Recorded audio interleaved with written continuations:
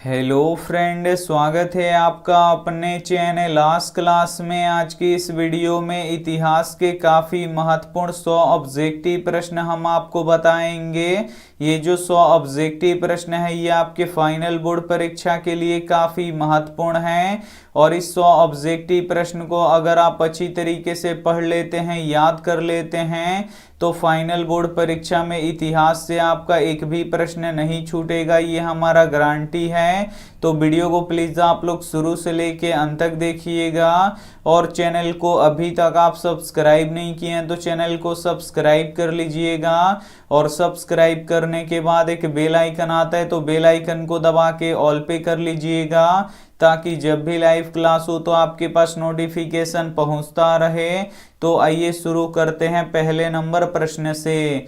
तो पहला नंबर प्रश्न है कि रूस में जार का अर्थ क्या होता है। काफी महत्वपूर्ण प्रश्न है। यहाँ पे आपको बताना है कि रूस में जार का अर्थ क्या होता है। तो रूस का राजा होता है, इसे आपको याद रखना है। यहाँ पे सी ऑप्शन बिल्कुल ही सही हो जाएगा। आइए देखते हैं अगला प्रश्न। दो नंबर प्रश्न है कि लेनिन की मृत्यु कब हुई। यहाँ पे आपको बताना है कि लेनिन की मृत्यु कब हुई। तो लेनिन की मृत्यु 1924 ईस्वी में हुई, इसे आपको याद रखना है। यहाँ पे डी ऑप्शन बिल्कुल ही सही हो जाएगा। ये देखते हैं अगला प्रश्न। तीन नंबर प्रश्न है कि कार्ल मार्क्स का जन्म कहाँ हुआ था। यहाँ पे आपको बताना है कि कार्ल मार्क्स का जन्म कहाँ हुआ था। तो कार्ल मार्क्स का जन्म जर्मनी में हुआ था, इसे आपको याद रखना है। यहाँ पे बी ऑप्शन बिल्कुल ही सही हो जाएगा। ये देखते हैं अगला प्रश्न।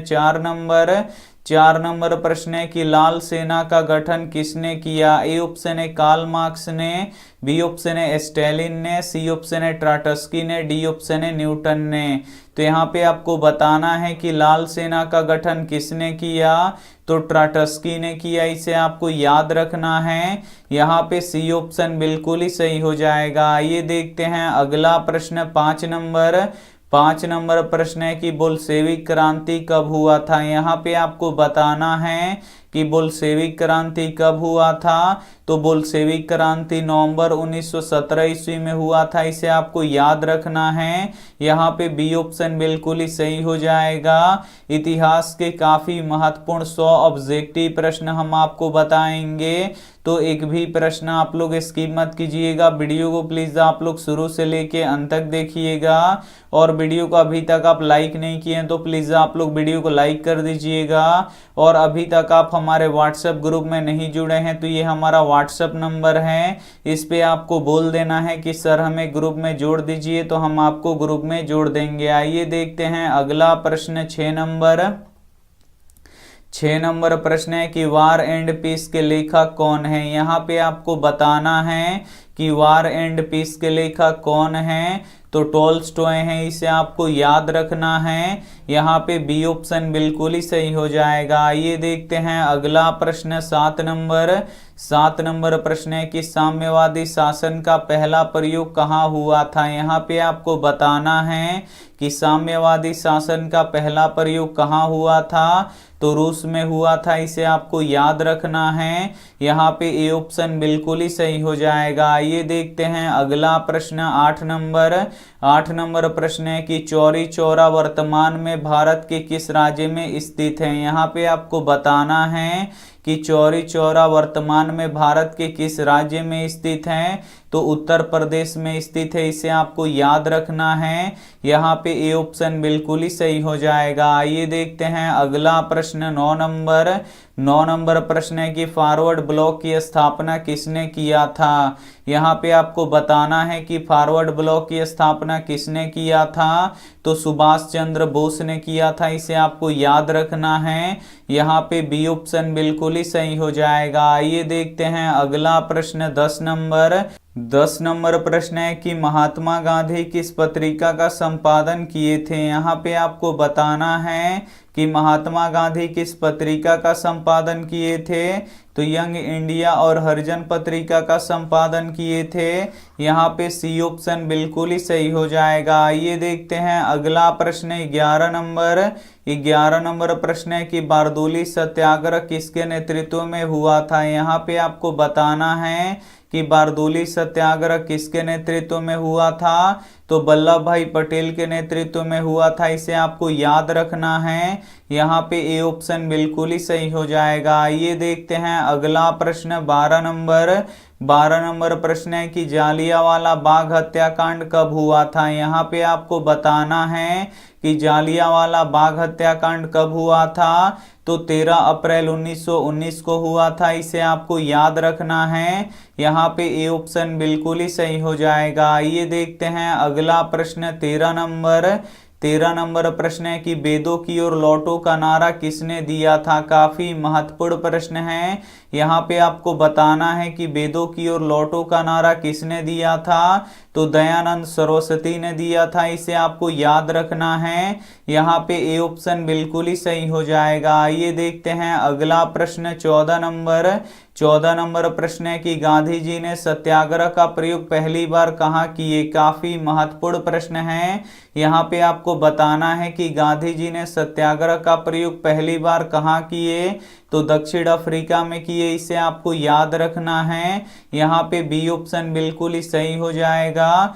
काफी महत्वपूर्ण 100 ऑब्जेक्टिव प्रश्न हम आपको बताएंगे और इस 100 ऑब्जेक्टिव प्रश्न को अगर आप अच्छी तरीके से पढ़ लेते हैं, याद कर लेते हैं, तो इतिहास से आपका एक भी प्रश्न नहीं छूटेगा, ये हमारा गारंटी है। तो वीडियो को प्लीज आप लोग शुरू से लेके अंत तक देखिएगा और वीडियो को अभी तक आप लाइक नहीं किए तो प्लीज आप लोग वीडियो को लाइक भी कर दीजिएगा। आइए देखते हैं अगला प्रश्न 15 नंबर प्रश्न है कि जनेवा समझौता में किस देश को 2 भागों में बांटा गया। काफी महत्वपूर्ण प्रश्न है। यहाँ पे आपको बताना है कि जनेवा समझौता में किस देश को 2 भागों में बांटा गया। तो वियतनाम को 2 भागों में बांटा गया, इसे आपको याद रखना है।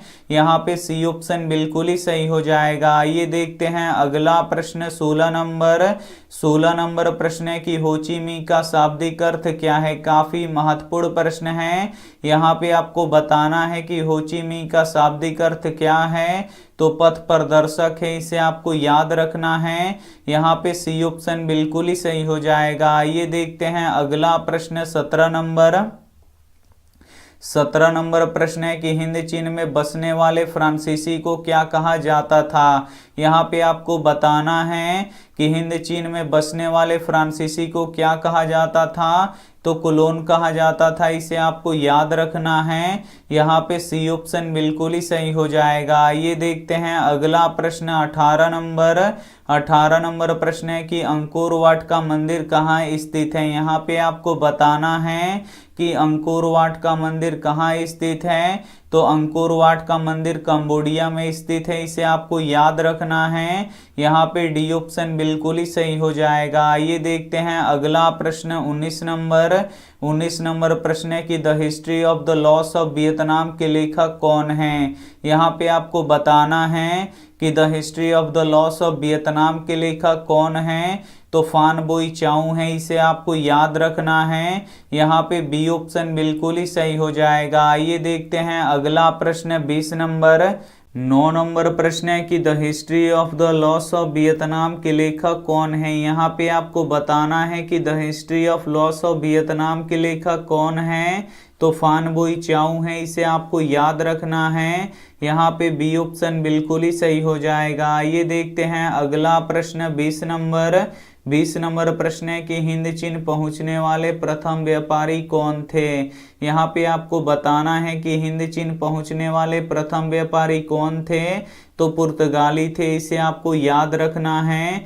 यहाँ पे सी ऑप्शन बिल्कुल ही सही हो जाएगा। आइए देखते हैं अगला प्रश्न 21 नंबर। 21 नंबर प्रश्न है कि कागज का आविष्कार किस देश में हुआ। यहाँ पे आपको बताना है कि कागज का आविष्कार किस देश में हुआ। तो कागज का आविष्कार चीन में हुआ, इसे आपको याद रखना है। यहाँ पे सी ऑप्शन बिल्कुल ही सही हो जाएगा। आइए देखते हैं अगला प्रश्न 22 नंबर। 22 नंबर प्रश्न है कि गुटेनबर्ग का जन्म किस देश में हुआ था। यहाँ पे आपको बताना है कि गुटेनबर्ग का जन्म किस देश में हुआ था। तो जर्मनी में हुआ था, इसे आपको याद रखना है। यहाँ पे बी ऑप्शन बिल्कुल ही सही हो जाएगा। आइए देखते हैं अगला प्रश्न 23 नंबर। 23 नंबर प्रश्न है कि पटना का गोलघर कब बना था। यहाँ पे आपको बताना है कि पटना का गोलघर कब बना था। तो पटना का गोलघर 1786 ईस्वी में बना था, इसे आपको याद रखना है। यहाँ पे बी ऑप्शन बिल्कुल ही सही हो जाएगा। ये देखते हैं अगला प्रश्न 24 नंबर। 24 नंबर प्रश्न है कि जनसंख्या घनत्व कहाँ सबसे अधिक होता है। यहाँ पे आपको बताना है कि जनसंख्या घनत्व कहाँ सबसे अधिक होता है। तो महानगर में अधिक होता है, इसे आपको याद रखना है। यहाँ पे डी ऑप्शन बिल्कुल ही सही हो जाएगा। ये देखते हैं अगला प्रश्न 25 नंबर। 25 नंबर प्रश्न है कि जेम्स वाट ने किस यंत्र का आविष्कार किया। यहाँ पे आपको बताना है कि जेम्स वाट ने किस यंत्र का आविष्कार किया। तो वाष्प इंजन का आविष्कार किया, इसे आपको याद रखना है। यहाँ पे बी ऑप्शन बिल्कुल ही सही हो जाएगा। आइए देखते हैं अगला प्रश्न 26 नंबर। 26 नंबर प्रश्न है कि अखिल भारतीय ट्रेड यूनियन कांग्रेस की स्थापना कब हुआ। यहाँ पे आपको बताना है कि अखिल भारतीय ट्रेड यूनियन कांग्रेस की स्थापना कब हुआ। तो 1920 ईस्वी में हुआ, इसे आपको याद रखना है। यहाँ पे बी ऑप्शन बिल्कुल ही सही हो जाएगा। आइए देखते हैं अगला प्रश्न 27 नंबर। 27 नंबर प्रश्न है कि सेफ्टी लैंप के आविष्कारक किसने किया। यहाँ पे आपको बताना है कि सेफ्टी लैंप का आविष्कार किसने किया। तो हेम्फ्री डेवी ने किया, इसे आपको याद रखना है। यहाँ पे बी ऑप्शन बिल्कुल ही सही हो जाएगा। आइए देखते हैं अगला प्रश्न 28 नंबर। 28 नंबर प्रश्न है कि Tata iron and steel company की स्थापना कब हुआ। यहाँ पे आपको बताना है कि Tata iron and steel company की स्थापना कब हुआ। तो 1907 ईस्वी में हुआ, इसे आपको याद रखना है। यहाँ पे बी ऑप्शन बिल्कुल ही सही हो जाएगा। आइए देखते हैं अगला प्रश्न 29 नंबर। 29 नंबर प्रश्न है कि औद्योगिक क्रांति सर्वप्रथम किस देश में हुई। यहाँ पे आपको बताना है कि औद्योगिक क्रांति सर्वप्रथम किस देश में हुई। तो इंग्लैंड में हुआ, इसे आपको याद रखना है। यहाँ पे ए ऑप्शन बिल्कुल ही सही हो जाएगा। आइए देखते हैं अगला प्रश्न 30 नंबर। 30 नंबर प्रश्न है कि इटली एवं जर्मनी के एकीकरण के विरुद्ध कौन सा देश था। यहाँ पे आपको बताना है कि इटली एवं जर्मनी के एकीकरण के विरुद्ध कौन सा देश था। तो ऑस्ट्रिया था, इसे आपको याद रखना है। यहाँ पे बी ऑप्शन बिल्कुल ही सही हो जाएगा। आइए देखते हैं अगला प्रश्न 31 नंबर। 31 नंबर प्रश्न है कि हनोई समझौता कब हुआ था। यहाँ पे आपको बताना है कि हनोई समझौता कब हुआ था। तो हनोई समझौता 1946 में हुआ था, इसे आपको याद रखना है। यहाँ पे डी ऑप्शन बिल्कुल ही सही हो जाएगा। ये देखते हैं अगला प्रश्न 32 नंबर। 32 नंबर प्रश्न है कि गैरीबाल्डी पेशे से क्या था। यहाँ पे आपको बताना है कि गैरीबाल्डी पेशे से क्या था। तो गैरीबाल्डी पेशे से नाविक था, इसे आपको याद रखना है। यहाँ पे बी ऑप्शन बिल्कुल ही सही हो जाएगा। आइए देखते हैं अगला प्रश्न 33 नंबर। 33 नंबर प्रश्न है कि यूरोप का मरीज किसे कहा जाता है। यहाँ पे आपको बताना है कि यूरोप का मरीज किसे कहा जाता है। तो यूरोप का मरीज तुर्की को कहा जाता है, इसे आपको याद रखना है। यहाँ पे ए ऑप्शन बिल्कुल ही सही हो जाएगा। आइए देखते हैं अगला प्रश्न 34 नंबर। 34 नंबर प्रश्न है कि बिस्मार्क क्या था। यहाँ पे आपको बताना है कि बिस्मार्क क्या था। तो बिस्मार्क कूटनीतिज्ञ था, इसे आपको याद रखना है। यहाँ पे डी ऑप्शन बिल्कुल ही सही हो जाएगा। ये देखते हैं अगला प्रश्न 35 नंबर। 35 नंबर प्रश्न है कि हंगरी की राजधानी कहाँ है। यहाँ पे आपको बताना है कि हंगरी की राजधानी कहाँ है। तो हंगरी की राजधानी बुडापेस्ट है, इसे आपको याद रखना है। यहाँ पे ए ऑप्शन बिल्कुल ही सही हो जाएगा। आइए देखते हैं अगला प्रश्न 36 नंबर प्रश्न है कि यंग इटली और यंग यूरोप का स्थापना किसने किया। यहाँ पे आपको बताना है कि यंग इटली और यंग यूरोप का स्थापना किसने किया, तो मेजनी ने किया, इसे आपको याद रखना है। यहाँ पे ए ऑप्शन बिल्कुल ही सही हो जाएगा। आइए देखते हैं अगला प्रश्न 37 नंबर प्रश्न है कि भूमि, शांति और रोटी ये 3 नारे किसने दिए। यहाँ पे आपको बताना है कि भूमि, शांति और रोटी ये 3 नारे किसने दिए, तो लेनिन ने दिए, इसे आपको याद रखना है। यहाँ पे ए ऑप्शन बिल्कुल ही सही हो जाएगा। आइए देखते हैं अगला प्रश्न 38 नंबर प्रश्न है कि किसे समाजवादियों का बाइबिल कहा जाता है। यहाँ पे आपको बताना है कि किसे समाजवादियों का बाइबिल कहा जाता है, तो दास कैपिटल को समाजवादियों का बाइबिल कहा जाता है, इसे आपको याद रखना है। यहाँ पे सी ऑप्शन बिल्कुल ही सही हो जाएगा। ये देखते हैं अगला प्रश्न 39 नंबर प्रश्न है कि मेटरनिक कौन था। यहाँ पे आपको बताना है कि मेटरनिक कौन था, तो जो मेटरनिक था ये ऑस्ट्रिया का चांसलर था, इसे आपको याद रखना है। यहाँ पे बी ऑप्शन बिल्कुल ही सही हो जाएगा। ये देखते हैं अगला प्रश्न 40 नंबर प्रश्न है कि वर्साय की संधि कब हुई थी। यहाँ पे आपको बताना है कि वर्साय की संधि कब हुई थी, तो वर्साय की संधि 1919 में हुआ था, इसे आपको याद रखना है। यहाँ पे बी ऑप्शन बिल्कुल ही सही हो जाएगा। ये देखते हैं अगला प्रश्न 41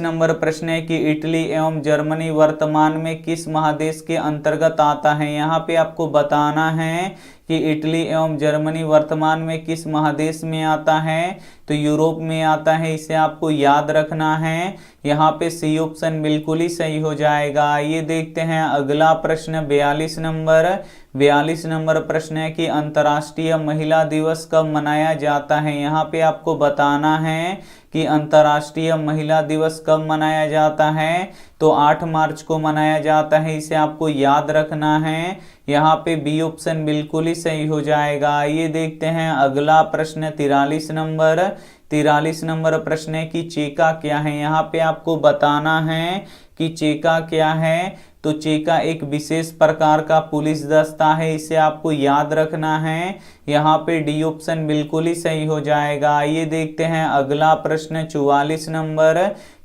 नंबर प्रश्न है कि रक्त एवं लौह नीति को किसने अपनाया था। यहाँ पे आपको बताना है कि रक्त एवं लौह नीति को किसने अपनाया था, तो बिस्मार्क ने अपनाया था, इसे आपको याद रखना है।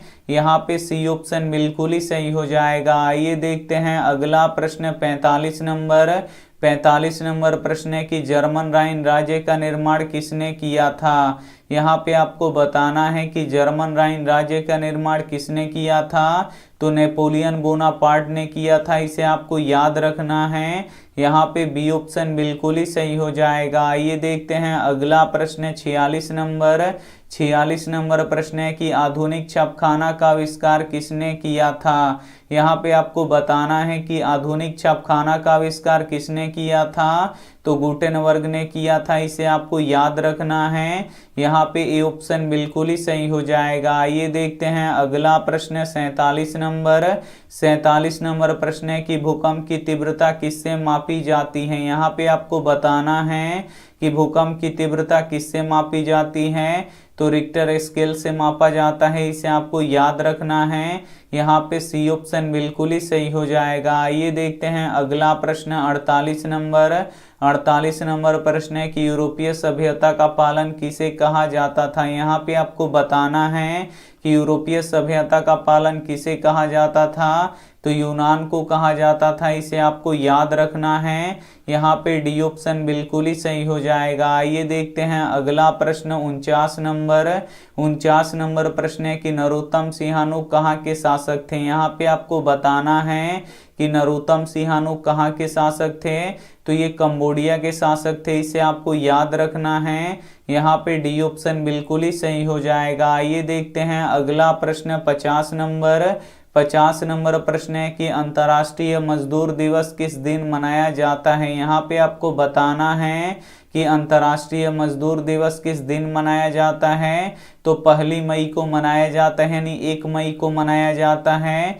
यहाँ पे डी ऑप्शन बिल्कुल ही सही हो जाएगा। आइए देखते हैं अगला प्रश्न 51 नंबर प्रश्न है कि बंगाल का विभाजन कब हुआ था। यहाँ पे आपको बताना है कि बंगाल का विभाजन कब हुआ था, तो बंगाल का विभाजन 1905 में हुआ था। यहाँ पे डी ऑप्शन बिल्कुल ही सही हो जाएगा। आइए देखते हैं अगला प्रश्न 52 नंबर प्रश्न है कि गांधी जी किस गोलमेज में भाग लिए थे। यहाँ पे आपको बताना है कि गांधी जी किस गोलमेज में भाग लिए थे, तो द्वितीय गोलमेज में भाग लिए थे, इसे आपको याद रखना है। यहाँ पे बी ऑप्शन बिल्कुल ही सही हो जाएगा। आइए देखते हैं अगला प्रश्न 53 नंबर प्रश्न है कि औद्योगिक क्रांति का क्या अर्थ है। यहाँ पे आपको बताना है कि औद्योगिक क्रांति का क्या अर्थ है, तो औद्योगिक क्रांति का अर्थ है उत्पादनों में परिवर्तन, यानी यहाँ पे बी ऑप्शन बिल्कुल ही सही हो जाएगा। आइए देखते हैं अगला प्रश्न 54 नंबर प्रश्न है कि 10 घंटे का आंदोलन कहाँ चला था। यहाँ पे आपको बताना है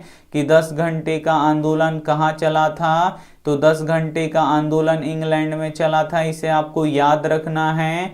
यहाँ पे ए ऑप्शन बिल्कुल ही सही हो जाएगा। आइए देखते हैं अगला प्रश्न 55 नंबर प्रश्न है कि विश्व के प्राचीनतम शहर कहाँ बसे थे। यहाँ पे आपको बताना है कि विश्व के प्राचीनतम शहर कहाँ बसे थे, तो मेसोपोटामिया में बसे थे, इसे आपको याद रखना है। यहाँ पे ए ऑप्शन बिल्कुल ही सही हो जाएगा। आइए देखते हैं अगला प्रश्न 56 नंबर प्रश्न है कि आधुनिक शहरों का उदय किस देश में हुआ था। यहाँ पे आपको बताना है कि आधुनिक शहरों का उदय किस देश में हुआ था, तो इंग्लैंड में हुआ था, इसे आपको याद रखना है।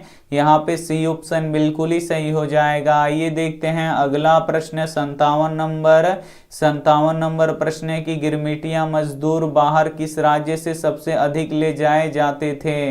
यहाँ पे आपको बताना है कि गिरमिटिया मजदूर बाहर किस राज्य से सबसे अधिक ले जाए जाते थे, तो उत्तर प्रदेश से ले जाए जाते थे, इसे आपको याद रखना है। यहाँ पे बी ऑप्शन बिल्कुल ही सही हो जाएगा। आइए देखते हैं अगला प्रश्न 58 नंबर प्रश्न है कि निम्न में से कौन विदेशी ब्रांड नहीं है। यहाँ पे आपको बताना है कि निम्न में से कौन विदेशी ब्रांड नहीं है, तो टाटा विदेशी ब्रांड नहीं है, ये देसी ब्रांड है। यहाँ पे डी ऑप्शन बिल्कुल ही सही हो जाएगा। आइए देखते हैं अगला प्रश्न 59 नंबर प्रश्न है कि निम्न में से कौन प्राकृतिक आपदा नहीं है। इसमें से आपको बताना है कि कौन प्राकृतिक आपदा नहीं है, तो जो आतंकवाद होता है ये प्राकृतिक आपदा नहीं होता है। यहाँ पे ए ऑप्शन बिल्कुल ही सही हो जाएगा। आइए देखते हैं अगला प्रश्न 60 नंबर प्रश्न है कि भारत में सबसे पहले रेलगाड़ी किन स्टेशनों के बीच चली थी।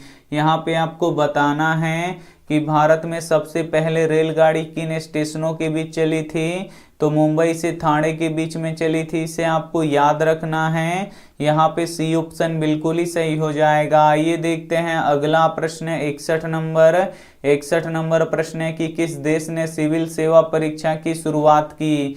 यहाँ पे आपको बताना है कि किस देश ने सिविल सेवा परीक्षा की शुरुआत की, तो चीन ने किया, इसे आपको याद रखना है। यहाँ पे सी ऑप्शन बिल्कुल ही सही हो जाएगा। आइए देखते हैं अगला प्रश्न 62 नंबर प्रश्न है कि पवनों का देश किसे कहा जाता है। यहाँ पे आपको बताना है कि पवनों का देश किसे कहा जाता है, तो पवनों का देश डेनमार्क को कहा जाता है, इसे आपको याद रखना है। यहाँ पे सी ऑप्शन बिल्कुल ही सही हो जाएगा। आइए देखते हैं अगला प्रश्न 63 नंबर प्रश्न है कि पारादीप बंदरगाह किस राज्य में स्थित है। यहाँ पे आपको बताना है कि पारादीप बंदरगाह किस राज्य में स्थित है, तो ये उड़ीसा राज्य में स्थित है, इसे आपको याद रखना है। यहाँ पे सी ऑप्शन बिल्कुल ही सही हो जाएगा। आइए देखते हैं अगला प्रश्न 64 नंबर प्रश्न है कि हिंद स्वराज पुस्तक के लेखक कौन थे। यहाँ पे आपको बताना है कि हिंद स्वराज पुस्तक के लेखक कौन थे, तो महात्मा गांधी जी थे, इसे आपको याद रखना है। यहाँ पे ए ऑप्शन बिल्कुल ही सही हो जाएगा। आइए देखते हैं अगला प्रश्न 65 65 नंबर प्रश्न है कि जल दिवस कब मनाया जाता है। यहाँ पे आपको बताना है कि जल दिवस कब मनाया जाता है। तो जल दिवस 22 मार्च को मनाया जाता है, इसे आपको याद रखना है। यहाँ पे बी ऑप्शन बिल्कुल ही सही हो जाएगा। आइए देखते हैं अगला प्रश्न 66 नंबर प्रश्न है कि गुटेनबर्ग ने सबसे पहले किस पुस्तक की छपाई की। यहाँ पे आपको बताना है कि गुटेनबर्ग ने सबसे पहले किस पुस्तक की छपाई की, तो बाइबिल की छपाई की, इसे आपको याद रखना है। यहाँ पे डी ऑप्शन बिल्कुल ही सही हो जाएगा। आइए देखते हैं अगला प्रश्न 67 नंबर प्रश्न है कि WTO की स्थापना किस वर्ष की गई। यहाँ पे आपको बताना है कि WTO की स्थापना किस वर्ष की गई, तो 1995 में किया गया, इसे आपको याद रखना है। यहाँ पे ए ऑप्शन बिल्कुल ही सही हो जाएगा। आइए देखते हैं अगला प्रश्न 68 नंबर प्रश्न है कि भारत एक देश है। यहाँ पे आपको बताना है कि भारत एक देश है, तो भारत एक कृषि प्रधान देश है, इसे आपको याद रखना है। यहाँ पे बी ऑप्शन बिल्कुल ही सही हो जाएगा। आइए देखते हैं अगला प्रश्न 69 नंबर प्रश्न है कि रॉलेट कानून किस उद्देश्य से लाया गया था। यहाँ पे आपको बताना है कि रॉलेट कानून किस उद्देश्य से लाया गया था, तो क्रांतिकारी गतिविधियों को रोकने के लिए लाया गया था, इसे आपको याद रखना है। यहाँ पे सी ऑप्शन बिल्कुल ही सही हो जाएगा। आइए देखते हैं अगला प्रश्न 70 नंबर प्रश्न है कि पंचायती राज की शुरुआत किस राज्य से हुई थी। यहाँ पे आपको बताना है कि पंचायती राज की शुरुआत किस राज्य से हुई थी, तो ये हुआ था राजस्थान से। यहाँ पे सी ऑप्शन बिल्कुल ही सही हो जाएगा। आइए देखते हैं अगला प्रश्न 71 नंबर प्रश्न है कि इनमें से किस देश में मिश्रित अर्थव्यवस्था है। यहाँ पे आपको बताना है कि इनमें से किस देश में मिश्रित अर्थव्यवस्था है, तो अपने देश भारत में मिश्रित अर्थव्यवस्था है, इसे आपको याद रखना है।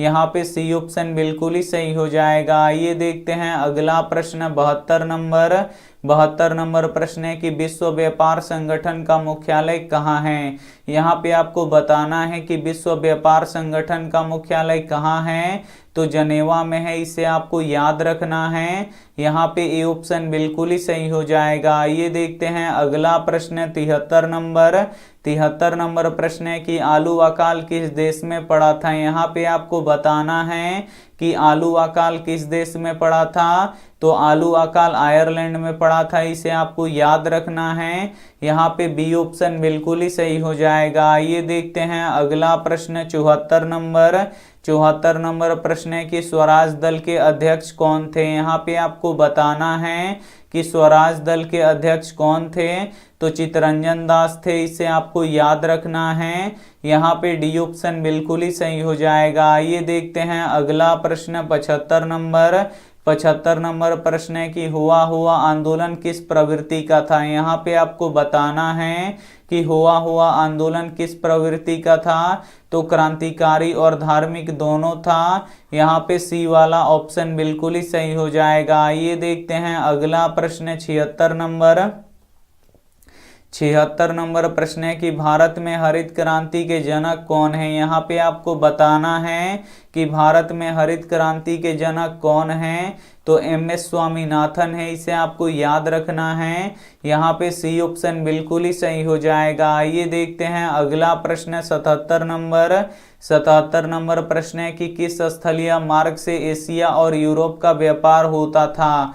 यहाँ पे आपको बताना है कि किस स्थलीय मार्ग से एशिया और यूरोप का व्यापार होता था, तो रेशम मार्ग के द्वारा होता था, इसे आपको याद रखना है। यहाँ पे बी ऑप्शन बिल्कुल ही सही हो जाएगा। ये देखते हैं अगला प्रश्न 78 नंबर प्रश्न है कि स्वप्नदर्शी समाज का संस्थापक कौन था। यहाँ पे आपको बताना है कि स्वप्नदर्शी समाज का संस्थापक कौन था, तो ओवन था, इसे आपको याद रखना है। यहाँ पे ए ऑप्शन बिल्कुल ही सही हो जाएगा। ये देखते हैं अगला प्रश्न 79 नंबर प्रश्न है कि दास कैपिटल किसने लिखा है। यहाँ पे आपको बताना है कि दास कैपिटल किसने लिखा है, तो कार्ल मार्क्स ने लिखा है, इसे आपको याद रखना है। यहाँ पे ए ऑप्शन बिल्कुल ही सही हो जाएगा। आइए देखते हैं अगला प्रश्न 80 नंबर प्रश्न है कि महात्मा गांधी अपना राजनीतिक गुरु किसे मानते हैं। यहाँ पे आपको बताना है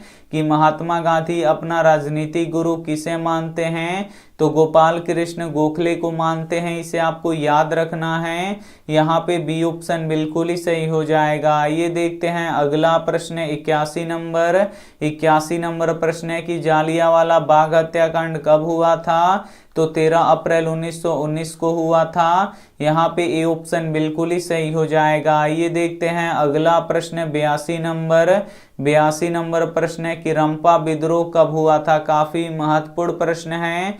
यहाँ पे आपको बताना है कि रंपा विद्रोह कब हुआ था, तो 1916 में हुआ था, इसे आपको याद रखना है।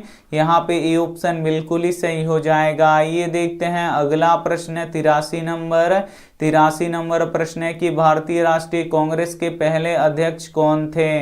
यहाँ पे आपको बताना है कि भारतीय राष्ट्रीय कांग्रेस के पहले अध्यक्ष कौन थे, तो व्योमेश चंद्र बनर्जी थे, इसे आपको याद रखना है। यहाँ पे ए ऑप्शन बिल्कुल ही सही हो जाएगा। आइए देखते हैं अगला प्रश्न 84 नंबर प्रश्न है कि अंकोर वाट का मंदिर किस हिंदू देवता को समर्पित है।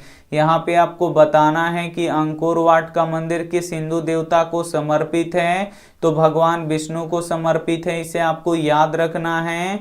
यहाँ पे ए ऑप्शन बिल्कुल ही सही हो जाएगा। ये देखते हैं अगला प्रश्न 85 नंबर प्रश्न है कि हिंद चिन्ह में कौन सा देश नहीं आता था। यहाँ पे आपको बताना है कि हिंद चिन्ह में कौन सा देश नहीं आता था, तो चीन नहीं आता था, इसे आपको याद रखना है। यहाँ पे डी ऑप्शन बिल्कुल ही सही हो जाएगा। ये देखते हैं अगला प्रश्न 86 नंबर प्रश्न है कि वियतनाम में क्लोन किन्हें कहा जाता था। यहाँ पे आपको बताना है कि वियतनाम में क्लोन किन्हें कहा जाता था, तो फ्रांसीसी नागरिकों को कहा जाता था, इसे आपको याद रखना है। यहाँ पे सी ऑप्शन बिल्कुल ही सही हो जाएगा। ये देखते हैं अगला प्रश्न 87 नंबर प्रश्न है कि मेजनी का संबंध किस संगठन से था। यहाँ पे आपको बताना है कि मेजनी का संबंध किस संगठन से था, तो कार्बोनारी से था, इसे आपको याद रखना है। यहाँ पे बी ऑप्शन बिल्कुल ही सही हो जाएगा। ये देखते हैं अगला प्रश्न 88 नंबर प्रश्न है कि काउंट काबूर को विक्टर इमैनुअल ने किस पद पर नियुक्त किया। काफी महत्वपूर्ण प्रश्न है। यहाँ पे आपको बताना है कि काउंट काबूर को विक्टर इमैनुअल ने किस पद पर नियुक्त किया, तो प्रधानमंत्री के पद पर नियुक्त किया, इसे आपको याद रखना है। यहाँ पे सी ऑप्शन बिल्कुल ही सही हो जाएगा। ये देखते हैं अगला प्रश्न 89 नंबर प्रश्न है कि गदर पार्टी का स्थापना किसने किया। यहाँ पे आपको बताना है कि गदर पार्टी का स्थापना किसने किया, तो लाला हरदयाल ने किया, इसे आपको याद रखना है। यहाँ पे सी ऑप्शन बिल्कुल ही सही हो जाएगा। ये देखते हैं अगला प्रश्न 90 नंबर प्रश्न है कि गोलघर किस उद्देश्य से बनाया गया था। यहाँ पे आपको बताना है कि गोलघर किस उद्देश्य से बनाया गया था, तो अनाज रखने के लिए बनाया गया था, इसे आपको याद रखना है। यहाँ पे सी ऑप्शन बिल्कुल ही सही हो जाएगा। ये देखते हैं अगला प्रश्न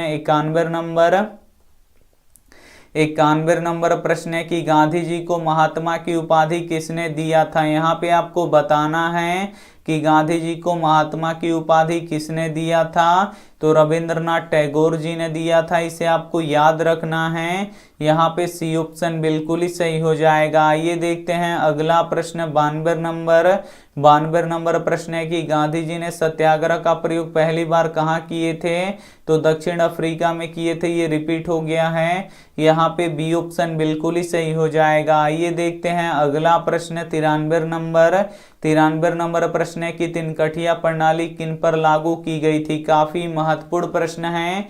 यहाँ पे आपको बताना है कि तिनकठिया प्रणाली किन पर लागू की गई थी, तो किसानों पर लागू की गई थी, इसे आपको याद रखना है। यहाँ पे डी ऑप्शन बिल्कुल ही सही हो जाएगा। ये देखते हैं अगला प्रश्न 94 नंबर प्रश्न है कि 1905 में बंगाल विभाजन किसके समय पर हुआ था। यहाँ पे आपको बताना है कि 1905 में बंगाल का विभाजन किसके समय पर हुआ था, तो लॉर्ड कर्जन के समय पर हुआ था। इसे आपको याद रखना है। यहाँ पे ए ऑप्शन बिल्कुल ही सही हो जाएगा। आइए देखते हैं अगला प्रश्न 95 नंबर प्रश्न है कि दलित वर्ग एसोसिएशन की स्थापना किसने की थी। यहाँ पे आपको बताना है कि दलित वर्ग एसोसिएशन की स्थापना किसने किया था, तो अंबेडकर ने किया था। इसे आपको याद रखना है।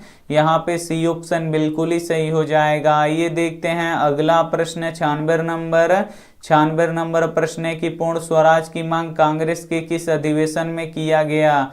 यहाँ पे आपको बताना है कि पूर्ण स्वराज की मांग कांग्रेस के किस अधिवेशन में किया गया, तो लाहौर अधिवेशन में किया गया। यहाँ पे ए ऑप्शन बिल्कुल ही सही हो जाएगा। आइए देखते हैं अगला प्रश्न 97 नंबर प्रश्न है कि राष्ट्रीय स्वयंसेवक संघ की स्थापना कब और किसने किया। यहाँ पे आपको बताना है कि राष्ट्रीय स्वयंसेवक संघ की स्थापना कब और किसने किया, तो 1925 में केबी हेड गोवर ने किया। यहाँ पे बी वाला ऑप्शन बिल्कुल ही सही हो जाएगा। आइए देखते हैं अगला प्रश्न 98 नंबर प्रश्न है कि टीपू सुल्तान का जन्म कहाँ हुआ था। यहाँ पे आपको बताना है कि टीपू सुल्तान का जन्म कहाँ हुआ था, तो मैसूर में हुआ था। इसे आपको याद रखना है। यहाँ पे ए ऑप्शन बिल्कुल ही सही हो जाएगा। आइए देखते हैं अगला प्रश्न 99 नंबर प्रश्न है कि भारतीय राष्ट्रीय कांग्रेस की स्थापना किस वर्ष हुआ था। यहाँ पे आपको बताना है कि भारतीय राष्ट्रीय कांग्रेस की स्थापना किस वर्ष हुआ था, तो 1885 में हुआ था। इसे आपको याद रखना है। यहाँ पे ए ऑप्शन बिल्कुल ही सही हो जाएगा। आइए देखते हैं अंतिम प्रश्न 100 नंबर प्रश्न है कि प्रथम विश्व युद्ध कब शुरू हुआ। यहाँ पे आपको बताना है कि प्रथम विश्व युद्ध कब शुरू हुआ, तो 1914 में शुरू हुआ। यहाँ पे ए ऑप्शन बिल्कुल ही सही हो जाएगा। इतिहास के काफी महत्वपूर्ण 100 ऑब्जेक्टिव प्रश्न हम आपको बता चुके हैं, और इस 100 ऑब्जेक्टिव प्रश्न को अगर आप अच्छी तरीके से पढ़ लेते हैं, याद कर लेते हैं, तो फाइनल बोर्ड परीक्षा में इतिहास से आपका एक भी प्रश्न नहीं छूटेगा। ये हमारा गारंटी है। तो इसमें से जो भी प्रश्न आपको याद ना हो तो प्लीज आप लोग उसे नोटबुक पे लिख के जरूर याद कर लीजिएगा। और ये रहा आपके लिए होमवर्क प्रश्न। इसका जवाब आपको कमेंट बॉक्स में देना है कि मुस्लिम लीग की स्थापना कब हुई थी। यहाँ पे आपको बताना है कि मुस्लिम लीग की स्थापना कब हुई थी। ए ऑप्शन है 1906 में, बी ऑप्शन है 1907 में, सी ऑप्शन है 1908 में, डी ऑप्शन है 1909 में। तो जो भी ऑप्शन आपको सही लगे वो आप हमें कमेंट करके जरूर बताइएगा। और वीडियो को अभी तक आप लाइक नहीं किए तो प्लीज आप लोग वीडियो को लाइक कीजिएगा और अपने दोस्तों के पास इस वीडियो को जरूर शेयर कीजिएगा। और आज छठ का बहुत ही पवित्र दिन है, तो छठ पूजा की आपको और आपके परिवार को हार्दिक शुभकामनाएं। और यहाँ पे अभी तक आप चैनल को सब्सक्राइब नहीं किए हैं तो चैनल को सब्सक्राइब भी कर लीजिएगा। Thank you for watching. मिलते हैं अगले वीडियो में, तब तक अपना ध्यान रखिए, मन लगा के पढ़ाई कीजिए। Take care and bye.